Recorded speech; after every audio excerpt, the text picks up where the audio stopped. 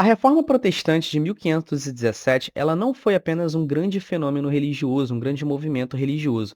Ela representou a ruptura da unidade cristã, a ruptura da unidade do cristianismo. E, além disso, ela acabou transformando a política europeia e ela promoveu certos ecos que perduram até os dias atuais, até a contemporaneidade. Mas para a gente entender todo o processo histórico da Reforma Protestante, a gente tem que se ater a duas questões. Primeiramente, o contexto da Igreja Católica nos séculos XV e principalmente no século XVI. E, em segundo lugar, a trajetória e a vida de Martinho Lutero, que foi o homem por trás das 95 teses que acabaram incendiando essas mudanças estruturais que aconteceram no seio da Igreja, essa ruptura da unidade cristã. Opa, tranquilo? Meu nome é Alan Camuri, seja muito bem-vindo aqui no canal. E no vídeo de hoje a gente vai debater um pouco sobre o fenômeno da Reforma Protestante, o fenômeno histórico da Reforma Protestante. A gente vai falar um pouco quais foram as suas causas, né? O que promoveu essa reforma e também quais foram os seus desdobramentos, dando uma ênfase, é claro, ao papel de Martinho Lutero dentro desse contexto, dentro desse processo histórico. Mas antes eu peço, por favor,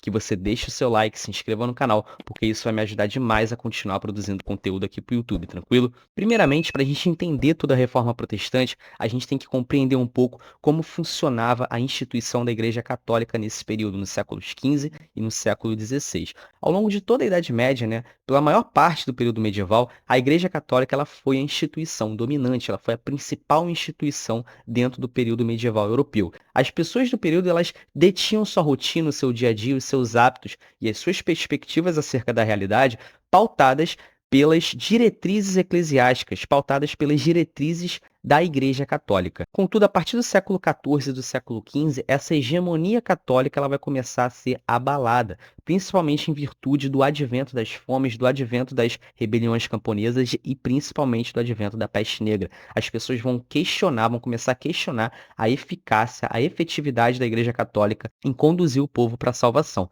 E aí a Igreja vai começar a sofrer diversas pressões e diversos questionamentos que vão abrir caminho para as reformas que vão ocorrer no futuro. E uma outra questão muito importante para a gente entender todo o processo histórico da Reforma Protestante é a gente lembrar que a partir do século XV a Europa ela vai adentrar no período histórico que a gente conhece como Renascimento Cultural e Científico, né? Que foi um período onde os intelectuais europeus, os artistas, intelectuais de diferentes áreas, eles vão começar a resgatar os grandes escritos, as grandes obras greco-romanas e elas vão adentrar cada vez mais dentro dos círculos intelectuais europeus. É claro que a Idade Média não tinha deixado de mão completamente essa antiguidade greco-romana. Aristóteles, por exemplo, acabou exercendo uma influência muito grande dentro de algumas perspectivas filosóficas medievais. Só que a partir dos séculos XV e do século XVI, isso vai ser bem amplificado. A Europa ela vai ter um encontro mais próximo, um encontro mais estreito com essa antiguidade greco-romana, com os escritos dessa antiguidade greco-romana. Lembre-se disso, porque esse é um ponto muito importante para a gente entender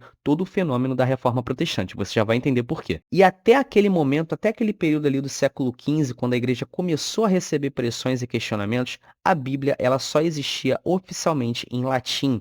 Ou seja, as únicas pessoas, os únicos indivíduos, os únicos grupos sociais que detinham o domínio da língua latina no período eram as elites eclesiásticas, eram o alto clero. Então, somente eles detinham a interpretação bíblica e eles perpassavam essa interpretação para as outras pessoas. Ou seja, o clero ele detinha a hegemonia da leitura e da interpretação das escrituras. Então, as pessoas estavam sujeitas à interpretação do clero para entender a palavra das escrituras. Só que isso daí vai começar a se modificar progressivamente e essa questão envolve o renascimento cultural. Essa hegemonia clerical acerca da interpretação bíblica começa a se transformar em virtude de dois fatores. Primeiramente, foi o domínio crescente do latim por parte de alguns círculos intelectuais além da Igreja Católica, envolvendo aquela questão do renascimento. O latim ele estava sendo cada vez mais difundido na Europa e muitos intelectuais do período acabaram dominando a língua latina e tendo a sua própria interpretação da Bíblia. E o segundo fator foi a invenção da imprensa por Gutenberg, que permitiu uma ampla difusão de livros por toda a Europa,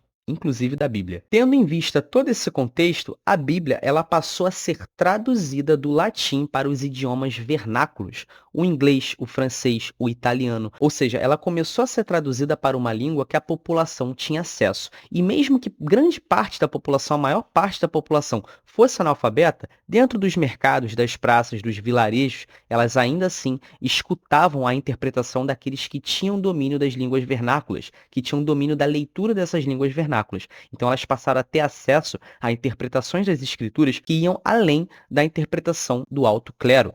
E isso daí começou a gerar diversos questionamentos e pressões acerca das diretrizes católicas. Esse foi um dos pontos que antecederam a ruptura que vai ocorrer em 1517. O segundo fator também é que as pessoas, a partir dessa crise generalizada que estava acontecendo, elas começaram a questionar o materialismo dos padres, o materialismo eclesiástico. Elas estavam enxergando que a Igreja Católica estava se voltando para uma vida muito material, uma vida muito materialista, que inclusive era completamente contraditória ao que estava contido nas escrituras bíblicas. E essa questão também começou a ser criticada por parte da população. E um terceiro fator, talvez o mais importante de todos, é que a igreja ela estava adentrando em uma prática cada vez mais inflamada de venda de indulgências, ou seja, ela começava a vender o perdão, vender a salvação da alma em troca de benefícios materiais. Isso tudo, a livre interpretação da Bíblia, o questionamento ao materialismo católico e o questionamento às vendas de indulgências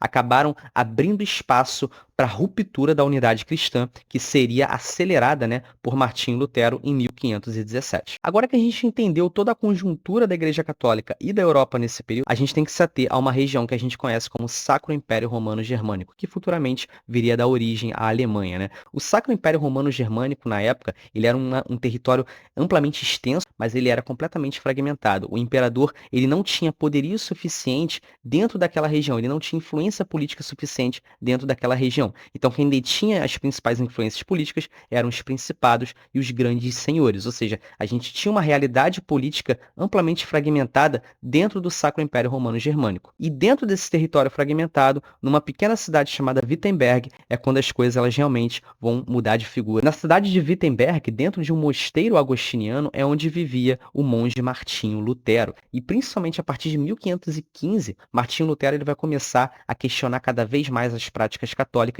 dentro de toda essa conjuntura, esse contexto que eu te expliquei anteriormente. Martinho Lutero, sem saber, estava captando as insatisfações generalizadas que já estavam ocorrendo em todo o âmbito europeu do período. E as principais críticas de Martinho Lutero eram justamente acerca daquelas indulgências que eu falei para você anteriormente.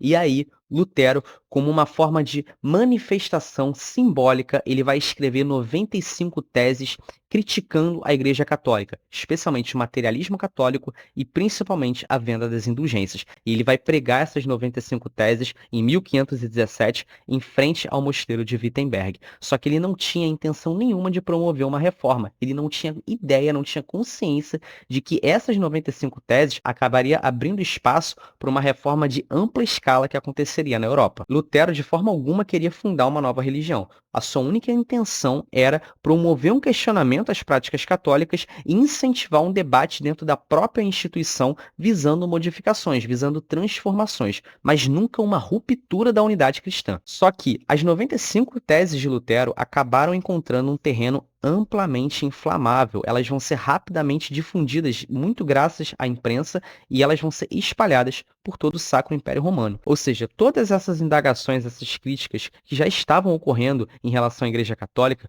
vão ser ainda mais amplificadas dentro do território do Sacro Império em virtude dessas 95 teses de Lutero e a sua difusão por toda essa região, por toda a extensão do Império. E o que era para ser apenas uma crítica pontual acabou tendo como desdobramento uma reforma religiosa profunda que rompeu com a unidade do cristianismo. Lutero viveu até 1546 e ao longo de toda a sua trajetória, ao longo de toda a sua vida, ele contemplou diversas modificações históricas dentro da religião cristã e muitas vezes ele foi até relutante em relação a elas. Ele acabou abraçando essas reformas após muitos questionamentos internos, após ele realmente entender que elas seriam necessárias para a modificação do curso histórico da igreja. E aí, rapidamente, essas ideias de Lutero acabaram se transformando em uma nova religião, que a gente conhece como protestantismo luterano. E o Lutero, ele acabou atuando como um líder espiritual desse novo movimento. Inicialmente ele estava relutante em relação a apoiar uma espécie de ruptura, mas aí posteriormente ele acabou abraçando essas reformas e ele apoiou a construção, a edificação dessa nova vertente do cristianismo. E essa nova religião, o protestantismo luterano, ele era pautado, ele era fundamentado em duas questões primordiais, em duas questões principais. Primeiramente, era a livre interpretação da Bíblia, ou seja, Lutero defendia, ao contrário da Igreja Católica do período, que não eram apenas os eclesiásticos que eles tinham o poder de interpretação e difusão do conhecimento das Escrituras. Ele acreditava que qualquer pessoa que fosse apta a ler tinha que entender as Escrituras por conta própria e assim ter uma livre interpretação sobre elas. E, em segundo lugar, ele defendia que a fé em Deus era a principal condição para que uma pessoa fosse salva, para que a alma de uma pessoa fosse salva. E ela não tinha que exercer todos aqueles trabalhos, todas aquelas práticas exigidas pela Igreja Católica. Então, primeiramente, a livre interpretação da Bíblia e, em segundo lugar, a doutrina de salvação pela fé foi duas das principais pautas que Lutero defendia e acabou se tornando duas das principais doutrinas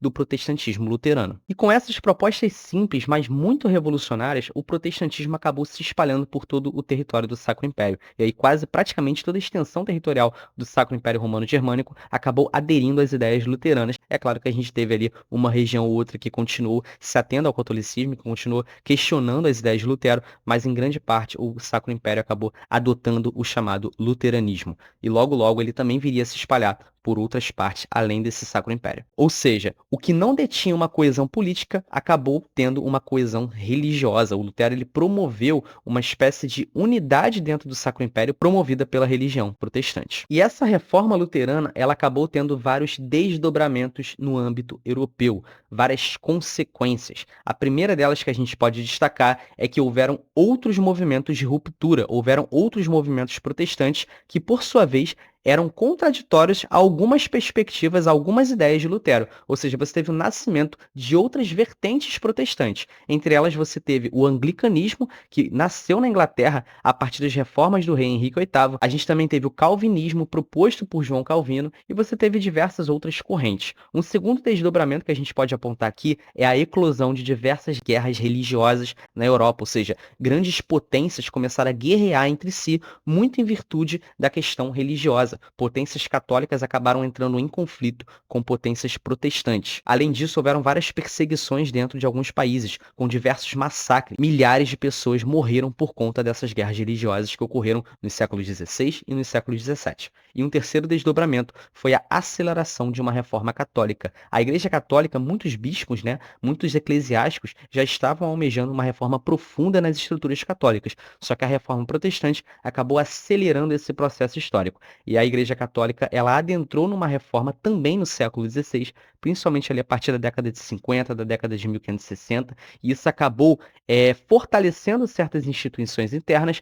e transformando certas práticas que a Igreja Católica havia tomado. A Igreja Católica, a partir dessas reformas, ela acabou limitando a venda de indulgências, investiu na formação dos padres, na formação do clero, ela fundou diversas ordens missionárias, como, por exemplo, os jesuítas, e ela também fortaleceu o Tribunal da Santa Inquisição. E, de fato, é inegável que a reforma de Lutero ela acabou tendo diversos impactos até os dias atuais. Se você gostou desse vídeo, não esqueça de deixar seu like, se inscrever no canal, porque isso aí vai me ajudar demais a continuar produzindo conteúdo aqui pro YouTube, tranquilo? E eu também fiz um vídeo muito bom comentando sobre o Califado Abássida, que foi a era de ouro do Islã dentro do período medieval. Então eu vou deixar ele na tela final desse vídeo aqui e também na descrição para você conferir depois, tranquilo? Um grande abraço e a gente se vê no próximo vídeo.